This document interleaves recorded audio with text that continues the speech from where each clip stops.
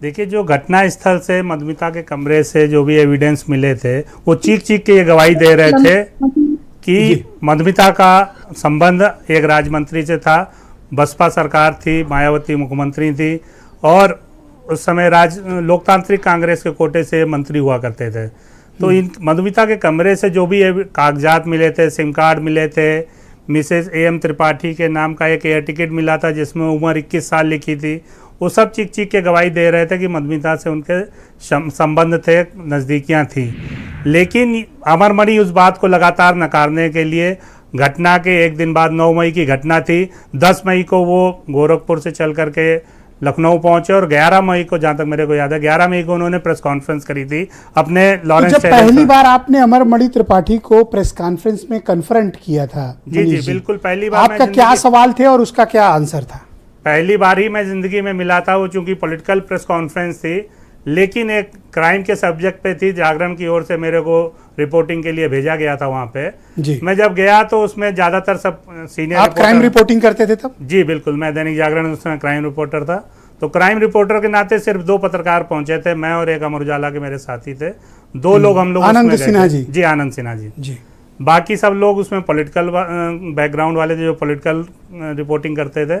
तो एक press note लेकर के अमरमणि आए थे, जो हमारे कुछ सीनियर साथियों ने तैयार करवाया था कि त्रिपाठी जी आपको सिर्फ इतना बोलना है, इसके अलावा आप कुछ मत बोलिएगा।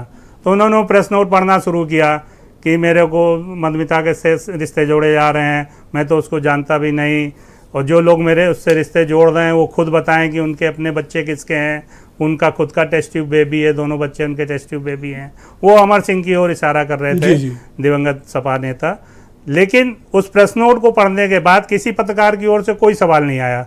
मैं आश्चर्यचकित था कि इतनी बड़ी प्रेस कॉन्फ्रेंस हो रही है, इतनी बड़ी हत्या, इतना बड़ा हत्याकांड हुआ है, लेकिन एक भी सवाल नहीं आ रहा है। तो आपका पहला सवाल क्या था? मैंने उनसे यही पूछा, हमने कहा त्रिपाठी जी आप मधुमिता को जानते थे कि नहीं जानते थे, सिर्फ इतना बताइए। प्रेस कॉन्फ्रेंस पूछा? प्रेस कॉन्फ्रेंस के दौरान उनको लगा कि साइड में बैठा हुआ कोई 2 पन्ने के अखबार या छोटे चैनल का कोई आ गया जो उनकी प्रेस कॉन्फ्रेंस डिजर्व नहीं करता, जैसा वो सोच रहे होंगे। तो उन्होंने पूछा कि आपका परिचय, मैंने बताया मैं फलां संस्थान से हूँ। तो बोलने लगे कि फलाने फलाने फलाने, उन्होंने 4-6 मेरे सीनियर साथियों के नाम गिनाए। हमने कहा सब वही सीनियर्स का नाम लेके आपका दबाव में लिया? जी कि वो सब हैं। हमने कहा हाँ, विनोद शुक्ला जी भी मेरे एडिटर हैं, आप वो सब ठीक है, आप बताइए मधुमिता को जानते थे कि नहीं जानते थे? बोलने लगे कि हाँ मैं जानता था मधुमिता को, मैं जैसे नीरज जी को जानता हूँ, सोम ठाकुर को जानता हूँ, अशोक चक्रधर को जानता हूँ, जो देश के बड़े बड़े। आप जब सवाल जवाब उससे कर रहे थे तो आप कन्विंस्ड थे कि ये शामिल है? देखिए, उस समय जो एविडेंस मिले थे वो तो चीख चीख के गवाही दे रहे थे कि मधुमिता से इनके रिश्ते थे। ओके। तो जब मैंने उनसे पूछा कि मधुमिता को जानते थे, वो पहले डिनाई करते रहे, फिर कवियों के नाम जोड़ते हुए कहने लगे कि गोरखपुर के कवि सम्मेलन में आती थी, इस नाते मेरी मुलाकात थी। तो हमने कहा मधुमिता से आपकी आखिरी मुलाकात कब हुई थी? बोलने लगे हाल में नहीं हुई। हमने कहा हाल का मतलब 2-4 दिन, 2-4 महीने, 2-4 साल, हाल का क्या मतलब है? इस बात पे वो एकदम से अग्रेसिव होकर के कहने लगे तुम तो ऐसे पूछ रहे हो जैसे कर पुलिस वाले हो। हमने त्रिपाठी जी मैं प्रेस नोट लेने नहीं आया था, ये प्रेस नोट रखा है आपका, ये प्रेस नोट आप ऑफिस भिजवा दीजिएगा। ये सवाल आपने क्यों पूछा कि कितने समय पहले मिले थे? भाई वो इस बात को नकार रहे थे कि हाल में नहीं मिला। तो मैंने हाल में उसको जोड़ने के लिए कि 6 महीने 7 महीने की प्रेगनेंसी थी मधुमिता की, तो हमने उस नाते उनसे पूछा था कि 2-4 दिन हाल भी हो सकता है, 2-4-6 महीने भी हाल में हो सकते हैं, 2-4 साल हो सकते हैं। तो इस नाते मैं उनसे ये जानना चाह रहा था कि कब से आपकी मुलाकात नहीं हुई है।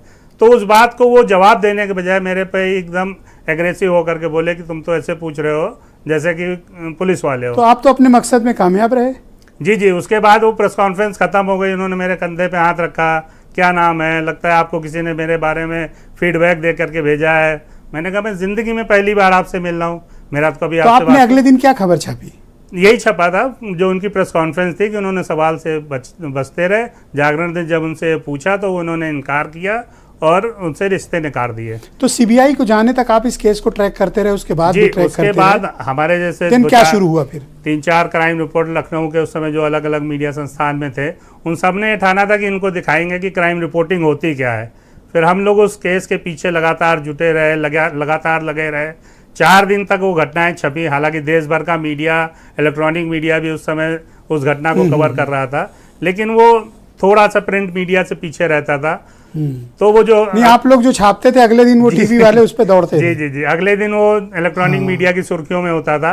4 दिन ये खबरें छपी थी, चौथे 5वें दिन 17 फिर मई टीवी को। मीडिया की बाद में एंट्री हुई प्रिंट के बाद जी जी जी, इस केस में साथ ही साथ हुई थी, लेकिन वो एक दिन हम लोग से पीछे चलते थे। जो पीछे खबरें अखबार में छप जाती थी वो उसको लीड बना करके थोड़ा सा अपना जो भी उनको तड़का लगाना होता था उसको लगा करके वो पेश करते थे। तो इस इन्वेस्टिगेशन आगे कैसे बढ़ा, जब सीबीआई को मिला या जी, ड्यूरिंग? नहीं, मैं बता रहा हूँ 4 दिन 5 दिन जो हम लोग की रिपोर्टिंग रही, लखनऊ के सभी अखबारों ने उसको कवर किया। तो 5 दिन बाद जो प्रेस कॉन्फ्रेंस से 5 दिन मैं जोड़ रहा हूँ, 5 दिन बाद 17 मई को सीबीसीआईडी के आदेश दे दिए मायावती ने कि इस घटना की जांच सीबीसीआईडी करेगी। क्योंकि ये घटना सीबीसीआईडी में जाने का मतलब कि ठंडे बस्ते में जाना, करेक्ट। तो हम लोग ने भी मान लिया कि अब इसमें अमरमणि को सजा नहीं हो सकती, हम लोग की मेहनत बेकार जाएगी। लेकिन मायावती ने उसमें एक शर्त लगाई कि सीबीसीआईडी 1 महीने में जांच पूरी करके रिपोर्ट सबमिट करेगी। तो ये हम लोग के लिए एक टॉनिक का काम किया कि नहीं, अभी इसमें जांच 1 महीने चेस किया जा सकता है। जी, हम लोग ने उसमें काउंटडाउन चलाया कि 29 दिन से, 30 दिन से, 18 दिन से, 15 दिन से। इस पूरे 1 महीने के दौरान अमरमणि लगातार मेरे ऑफिस आते रहे, हमारे सीनियर के पास बैठ करके मेरे को बुला करके वहाँ पे पेशी करवाते कि भाई इनको समझो, भाई ये क्यों नाराज हैं। आपको थ्रेट भी थी? थ्रेट तो मैं इनफैक्टली नहीं कहूँगा कि आप सीधे सीधे थ्रेट की, लेकिन उनका लहजा वही था, दबाव में लेने की कोशिश उन्होंने भरपूर की।